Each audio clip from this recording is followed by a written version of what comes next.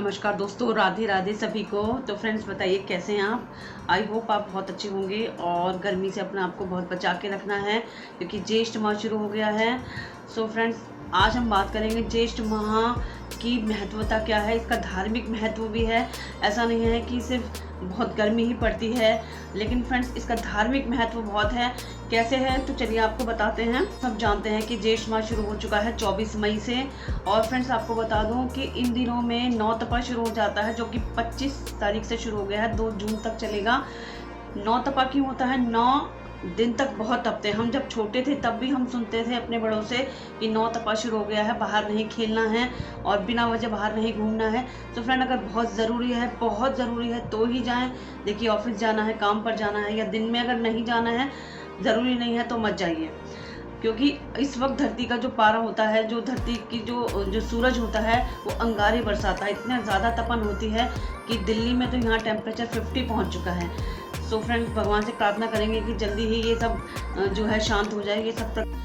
So friends सबसे पहले बात करेंगे कि मैं आपको ये बताना चाहूँगी कि जो वर्ष भर में जितने भी मंगलवार आते हैं, जितने भी मंगल आते हैं, उन सब में जो सबसे श्रेष्ठ मंगल होते हैं वो होता है ज्येष्ठ माह के मंगलों का। ज्येष्ठ माह के मंगल को ही, पहले मंगल को ही श्री राम जी हनुमान जी अपने इष्ट से मिले थे, अपने राम जी से मिले थे ज्येष्ठ माह में ही। तो इस मंगल का बहुत बहुत महत्व होता है। और फ्रेंड इसे बुढ़वा मंगल भी कहा जाता है क्योंकि जो भीम थे उन्हें अपनी शक्ति पर बहुत ज़्यादा घमंड था, अभिमान था। तो एक बार क्या हुआ कि जब हनुमान जी लेटे हुए थे और भीम जंगल के रास्ते से जा रहे थे तो देखा कि हनुमान जी की बहुत लंबी पूंछ है और रास्ते में आ रही है। तब उन्होंने उनसे कहा कि तब भीम ने हनुमान जी से कहा कि श्रीमान जी अपने आप पूंछ हटाइए, मुझे जाना है। तब हनुमान जी ने कहा कि मैं इतना कमज़ोर हूँ, मुझसे उठा नहीं जा रहा है कि तुम ही साइड कर दो। तो फ्रेंड्स इतनी जान लगाई थी भीम ने, इतनी जान लगाई उनसे, बिल्कुल भी उनकी पूंछ हिली नहीं। सो फ्रेंड्स जब बाद में उन्हें पता चला कि हनुमान जी हैं तब उन्होंने इससे क्षमा याचना की और उनका घमंड टूटा। तो फ्रेंड्स ये वो एक बूढ़े के रूप में उन्हें मिले थे, तब से ही इसे बुढ़वा मंगल कहते हैं। वैसे इसका अर्थ होता है वृद्धि मंगल। तो फ्रेंड्स ये जो 4 मंगल आते हैं ज्येष्ठ माह में, इनकी विशेष पूजा होती है हनुमान जी की। हनुमान जी की विशेष पूजा इसलिए होती है क्योंकि इसमें अब जो भी आप मनोकामना रखेंगे उसकी वृद्धि होगी। तो आप जो भी करें, उनकी पूजा करें, अर्चना करें या दान करें। फ्रेंड्स इतनी गर्मी होती है इन दिनों में तो दान का बहुत महत्व होता है, वो भी जल दान का, जल के दान का। मीठा पानी, सादा पानी, जो भी हो आप लोगों में मित्र जरूर करें, ज़रूरतमंदों के लिए करें। फ्रेंड्स ज्येष्ठ माह में ध्यान रखें कि पशु पक्षियों के लिए, जानवरों के लिए पानी की व्यवस्था ज़रूर करें। ज़रूरतमंदों के लिए भी, या जो प्यासे हैं, राहगीर हैं, उनके लिए भी व्यवस्था करनी होती है। पहले बहुत प्याऊ लगते थे, अब तो नहीं लगते हैं, लेकिन फिर भी आप कुछ भी जो आप जितना आपसे पॉसिबल हो, आपके घर पर कोई आ रहा है, कुरियर वाले आ रहे हैं या कोई और सफाई आदि करने वाले आ रहे हैं, तो उनके लिए आप व्यवस्था करें। पानी की व्यवस्था बहुत बड़ा पुण्य माना जाता है। तो फ्रेंड्स मैं बता दूं कि ये 4 मंगल है जिसमें आपने हनुमान जी की विशेष पूजा करनी है।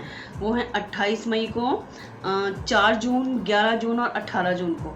तो फ्रेंड्स बिल्कुल भी मत भूलिएगा कि आपको हनुमान जी की विशेष पूजा करनी है, चोला चढ़ाना है, उन्हें भोग लगाना है, और जो आपसे दान हो सके, जल का दान हो सके, बहुत अच्छा रहेगा।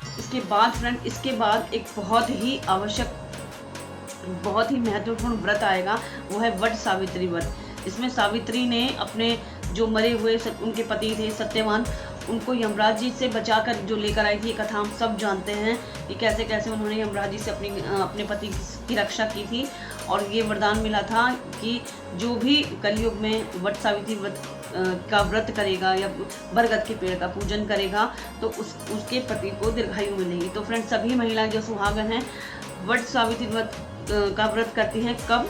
अमावस्या तिथि पर, ज्येष्ठ मास की अमावस्या जो आती है। कुछ कहीं क्षेत्रों में, कहीं राज्यों में पूर्णिमा के दिन भी होता है, लेकिन अधिकतर जो यूपी की तरफ है या हम भी जो करते हैं, हम करते हैं अमावस्या को। तो बड़ अमावस कहते हैं इसे।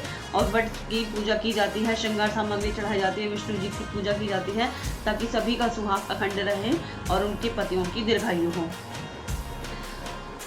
इस पर एक स्पेशल वीडियो मैं देने वाली हूँ, ज़रूर देखिएगा। फ्रेंड्स इसी माह में सूर्य के पुत्र शनि देव का भी जन्म हुआ था और वो भी अमावस्या तिथि थी, तो उस दिन शनि जयंती भी होती है।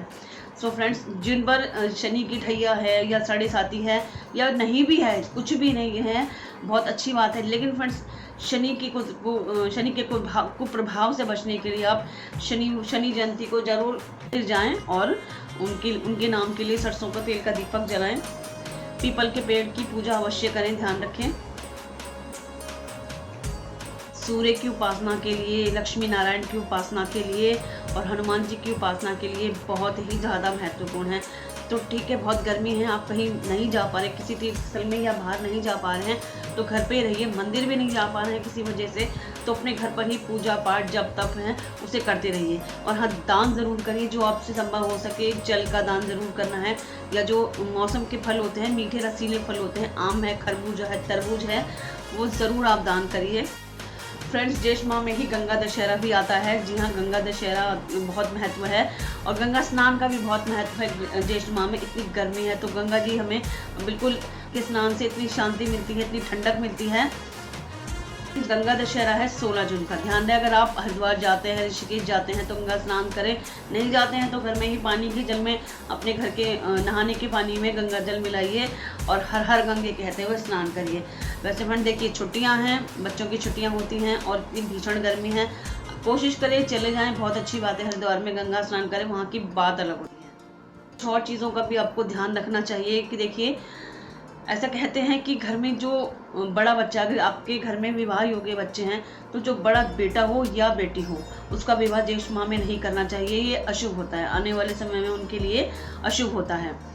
दूसरी बात फ्रेंड, इस माह में बैंगन का नहीं उपयोग करना चाहिए, उसमें बहुत बैक्टीरिया हो जाते हैं तो लोग बीमार पड़ते हैं, तो यही कहा जाता है कि बैंगन अवॉइड करें। और मसालेदार भोजन या बाहर का भोजन, क्योंकि कब का बना होता है, कितना उसमें मसाला ज़्यादा होता है, तेल ज़्यादा होता है या हाइजीन की कमी होती है फ्रेंड्स, तो कोशिश करें कि घर का ही सादा भोजन करें और लिक्विड ज़्यादा से ज़्यादा लें। फ्रेंड्स, अब मैं एक ऐसे त्यौहार के बारे में बात करूंगी, एक ऐसी तिथि के बारे में बात करूंगी जो बहुत सभी को बहुत प्रिय है, वो श्री हरिविष्णु को बहुत प्रिय है, वो है एकादशी तिथि। फ्रेंड्स, इस माह में ऐसी वो एकादशी तिथि आएगी जो सब तिथियों से बहुत सर्वश्रेष्ठ मानी जाती है। हालांकि 24 एकादशी होती है, सबका अपना अपना महत्व होता है, लेकिन एक तो कृष्ण पक्ष में आएगी, कृष्ण पक्ष की 2 जून को आएगी अपरा एकादशी। तो फ्रेंड, इसका बहुत महत्व है, 2 जून को ध्यान रखिए। जो लोग व्रत करते हैं उन्हें पता है कि उस दिन अन्न ग्रहण नहीं किया जाता है, फलाहार किया जाता है। लेकिन जो व्रत नहीं करते हैं फ्रेंड्स, उन्हें चावल नहीं खाने हैं, मांस मदिरा का सेवन नहीं करना है, लहसुन प्याज का सेवन नहीं करना है, ये विशेष कर ध्यान रखें। और दशमी को, यानी कि एक दिन पहले भी आप चावल ना खाएं, ये भी ध्यान रखें। और फ्रेंड 18 जून को आएगी सबसे बड़ी एकादशी, यानी निर्जला एकादशी। जैसे कि नाम से ही पता चलता है कि निर्जला रहना, जो व्रत करेंगे वो बिल्कुल जल नहीं पिएंगे। हाँ फ्रेंड्स, आपको जल का दान करना है, खुद प्यासे रहकर, खुद निर्जल व्रत करके आपको जल का दान करना है, उसकी अलग बात होती है। हालांकि बहुत कठिन होता है, हर कोई नहीं रख पाता, मैं भी नहीं रख पाती हूँ, लेकिन जो लोग रखते हैं वो धन्य हैं, बहुत सौभाग्यशाली हैं।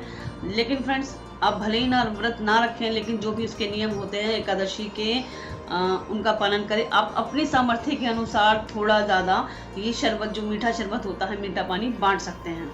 माह के अंत में, यानी कि पूर्णमासी को आती है, ज्येष्ठ माह की पूर्णमासी वो होती है, कबीरदास जयंती के रूप में मनाई जाती है। और पूर्णमासी का अपना महत्व है। पूर्णमासी का जो व्रत करते हैं उन्हें पता है कि चंद्रमा की पूजा की जाती है शाम के समय। और अगर यदि आप व्रत नहीं भी कर रहे हैं तो भी आप अपने घर में सत्यनारायण कथा का आयोजन कर सकते हैं, पंडित जी के द्वारा आप सुने या स्वयं भी पढ़ सकते हैं। स्वयं पढ़िए और केले का और आटे का कसार बनाइए भूनकर, और चरणामृत बनाइए, आसपास बांटिए या अपने परिवार के सदस्यों में बांटिए। लक्ष्मी नारायण जी को भोग लगाइए और लक्ष्मी और सत्यनारायण जी की आरती कीजिए। सो फ्रेंड्स, ये है सारे ज्येष्ठ माह के त्यौहार। हमें लगता है कि सारे त्यौहार अब खत्म हो चुके हैं, ऐसा नहीं होता है। ये हिंदू सनातन धर्म है, यहाँ पे हर महीने हर दिन कुछ ना कुछ त्यौहार रहता है। लेकिन हम जितना कर सके, जितनी हमारी शक्ति सामर्थ्य है, हम उतनी भक्ति कर सकते हैं। सो फ्रेंड, कोई भी दिन बेकार नहीं होता है। आप जैसे भी हैं, जिस अवस्था में हैं, आपकी हालत जैसे भी है, कम ज़्यादा आपकी जैसी ही शक्ति सामर्थ्य है, आपकी आर्थिक स्थिति क्या कहती है, ये आप बेहतर जानते हैं। ज़्यादा नहीं करें, कम करें, क्योंकि something is better than nothing. Friends, ये थी छोटी सी जानकारी ज्येष्ठ माह के त्योहारों के लिए। और फ्रेंड्स, आई होप आपको अच्छी लगी होगी। अच्छी लगी हो तो लाइक ज़रूर करिएगा। और फ्रेंड्स देखिए, आपका कमेंट्स, आपके कमेंट्स, आपका लाइक, आपका सब्सक्राइब करना हमारे उत्साह को बढ़ाता है। हम बड़ी मुश्किल से ये वीडियो हम बहुत ही अब हमें प्रेरणा मिलती है कि व्यस्त होते हुए भी और तबीयत ख़राब होते हुए भी हम वीडियो बनाते हैं आपके लिए, ताकि कुछ जानकारी जो हमें है वो आपसे शेयर कर सकें। तो फ्रेंड्स, अगर चैनल पर नए हैं तो सब्सक्राइब करना बिल्कुल नहीं भूलिएगा और बेल आइकॉन ज़रूर दबाइएगा, ध्यान रखें। और कमेंट बॉक्स में लिखिएगा लक्ष्मी नारायण। तो फ्रेंड्स, मिलते हैं जल्दी ही किसी नए ब्लॉग में। तब तक के लिए अपना और अपनों का ध्यान रखें, धूप में जाने से बचें बेफालतू में, और कोशिश करें कि औरों का भी ध्यान रखें। पेड़ पौधों का, पशु पक्षियों का, जीव जंतुओं का, ज़रूरतमंदों का ज़रूर ध्यान रखें। राधे राधे।